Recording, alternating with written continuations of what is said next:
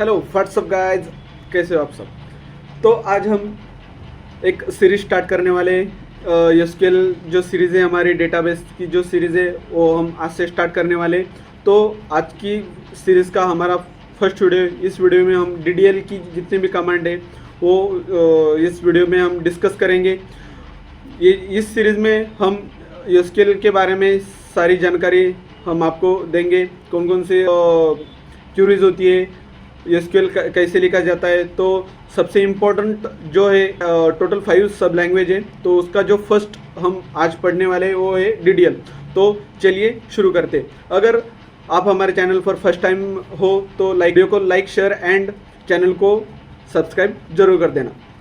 तो चलिए शुरू करते हैं। आज इस वीडियो में हम डीडीएल के बारे में जानकारी देंगे। डीडीएल जो होता है, डीडीएल का जो फुल फॉर्म है data definition language, use to define and modify the structure of database object. ये जो क्या करता है, डीडीएल की हेल्प से हम जो टेबल का जो डेटाबेस में हमारा जो टेबल है उसको हम मॉडिफाई कर सकते हैं। यानी कि क्या क्या कर सकते हैं, उसमें टेबल क्रिएट कर सकते हैं, उसमें हम टेबल को डिलीट कर सकते हैं, या टेबल में जो जितने भी हमारी रो है हम उसे भी डिलीट कर सकते हैं। ये सब हम कर सकते हैं किसकी सहायता से, डीडीएल की सहायता से। उसमें जो है फर्स्ट है, देखिए गाइस, क्रिएट का यूज़ कर हम डेटाबेस में एक टेबल क्रिएट कर सकते हैं गाइस। तो वो टेबल कैसे क्रिएट कर सकते हैं, उसका सिंटैक्स क्या, सिंटैक्स यहाँ पे मैंने दे दिया है गाइस।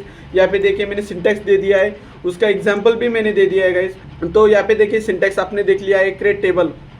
जो हमें अगर टेबल क्रिएट करना होगा तो क्रिएट टेबल डाल देना है, उसके बाद ये टेबल नेम डालना ही है। ऑब्वियसली टेबल नेम जो है, आप कौन सा टेबल नेम डालोगे और आपके हिसाब से एम्प्लॉय डालिए, स्टूडेंट डालिए, आपको जिस तरह का डेटा उसमें स्टोर करना है आप डाल सकते हैं गाइज।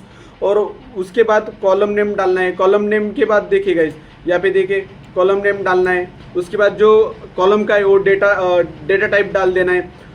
ये जो आपको डेटा टाइप के बारे में पता ही होगा, अगर आपको नहीं पता है तो आप मुझे कमेंट में ज़रूर बता दीजिए।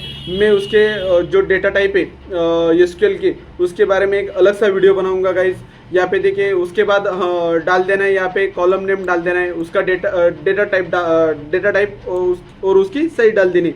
तो ये डेटा टाइप और साइज़ कैसे डालते हैं, यहाँ पे देखिए गाइज मैंने एग्जाम्पल ले लिया है। मैंने एम्प्लॉय नंबर डाला है, एम्प्लॉय नंबर, उसका डेटा टाइप है गाइज, मेरा नंबर डेटा टाइप है। और उसका डेटा साइज जो साइज है ये मेरा 4 है गाइज।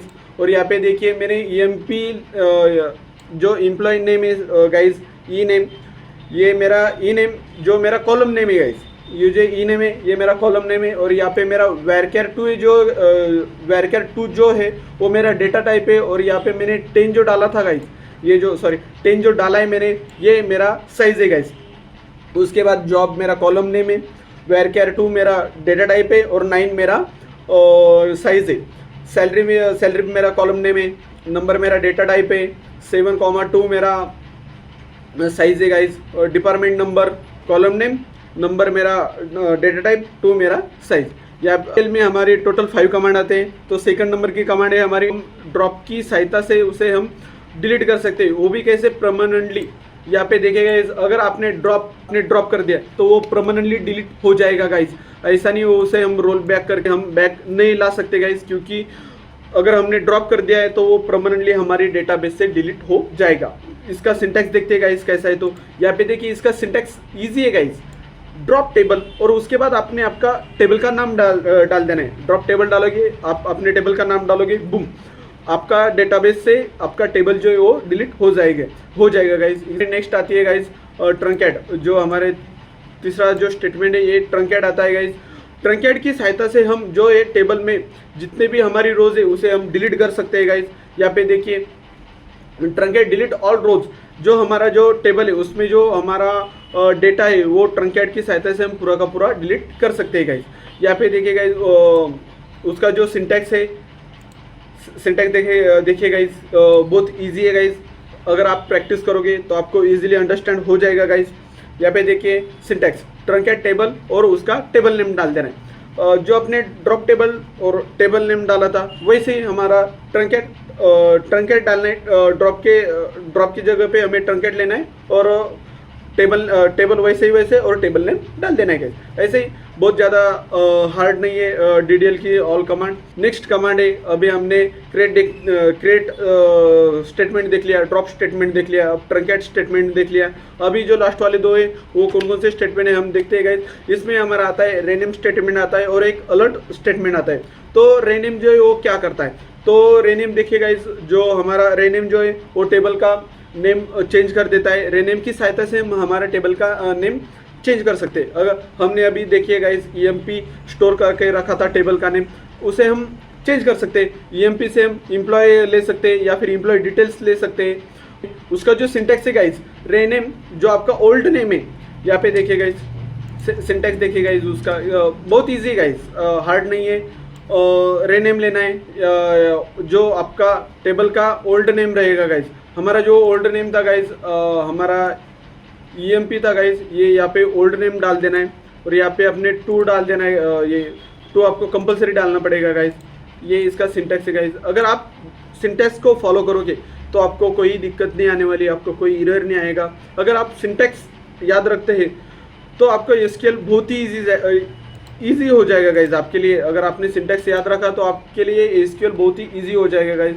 यहाँ पे देखिए ओल्ड टेबल नेम ले लेना है, उसके बाद टू कर लेना है और यहाँ पे फिर से आपने जो है आपका टेबल का नया वाला जो नाम है वो डाल देना है गाइज। बाद में हमारी आती है अलर्ट जो है उसका यूज़ करके हम टेबल को मॉडिफाई बहुत कर सकते हैं गाइज। अलर्ट का यूज़ करके हम टेबल को बहुत सारा मॉडिफाई कर सकते हैं। आप ये सोचोगे कि हमने अभी ऊपर ड्रॉप भी देखा है सर और रेनेम भी देखा है, तो उस रेनेम और उस ड्रॉप में और इस अलर्ट ड्रॉप में और अलर्ट रेनेम में क्या डिफरेंस है, वो क्या है, मैं आपको आगे बताऊंगा गाइज। उस अलर्ट में उस ड्रॉप में, उस रेनेम में और इस अलर्ट रेनेम में, अलर्ट ड्रॉप में क्या चेंजेस है मैं आपको बताऊंगा। तो हमारा सबसे पहले आ जाता है ऐड की सहायता से हम टेबल में फिर से एक नया कॉलम ऐड कर सकते हैं गाइस। तो उसका जो सिंटैक्स है अल्टर टेबल नेम, जो आपका जो प्रीवियस जो आपका टेबल नेम रहेगा गाइस, आपने जो EMP स्टोर करके रखा है, या ये जो है अल्टर टेबल नेम डालना है, वहाँ पे आपको ऐड करना है। यहाँ पे देखिए ऐड करना है। ऐड करने के बाद आपको जो है कॉलम का जो आपका जो भी कॉलम का नाम है वो आपको यहाँ पे कॉलम का नाम डालना है गाइस और उसका डेटा टाइप डालना है गाइस, डेटा टाइप और उसकी साइज़ डालनी है। आपको डेटा कितनी साइज़ में चाहिए वो डालनी है। उसके बाद आपके टेबल में एक कॉलम ऐड हो जाएगा गाइस।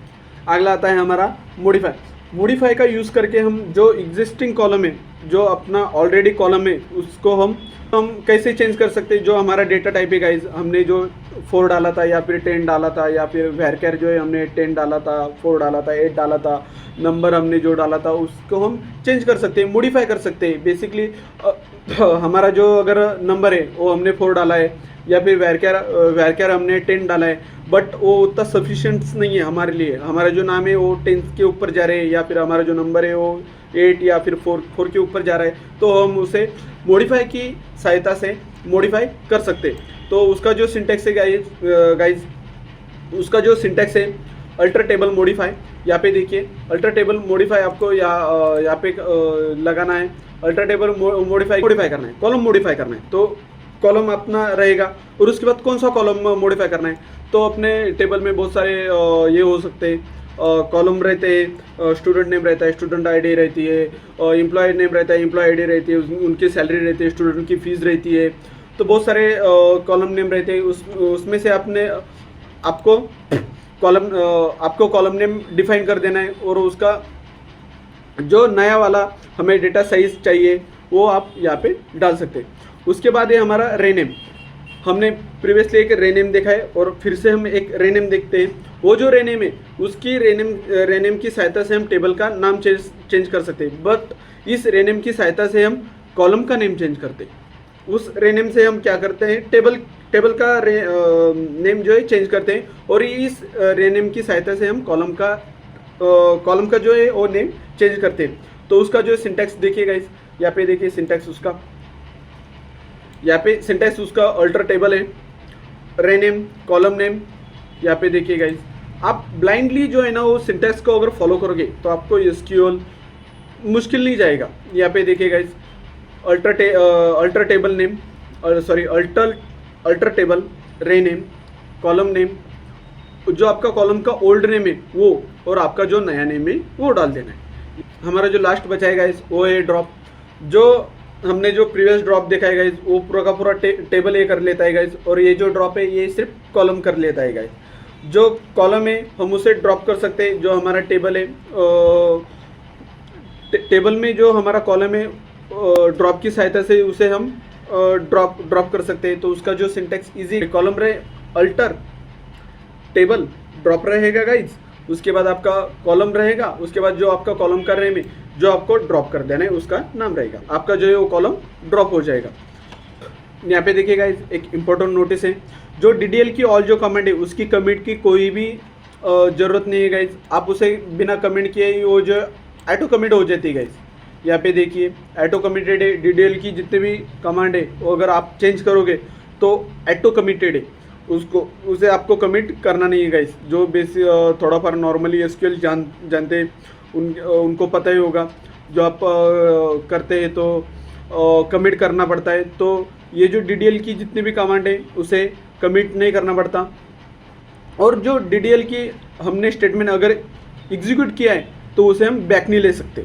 जो है अगर हमने जो स्टेटमेंट है, अगर कौन सा भी स्टेटमेंट हमने अगर एग्जीक्यूट किया तो उसे हम बैक नहीं ले सकते गाइस।